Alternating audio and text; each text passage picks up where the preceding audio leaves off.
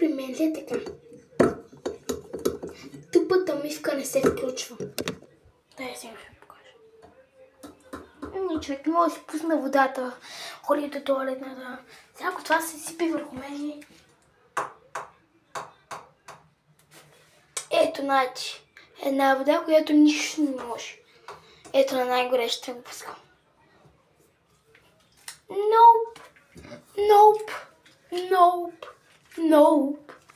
Кажете ми дали при вас е така или при целия апартамент. Не знам. Бойлера не работи. Това ме изнервя. От половин час се мъча да пусна водата. Вие знаете ли защо? Защото аз за на ръцете не мога да го махна.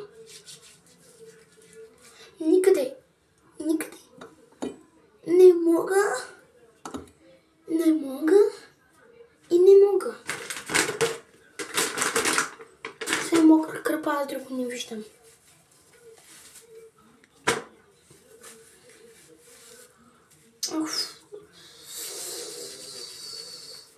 Тук много се изнервям, че направо откачих.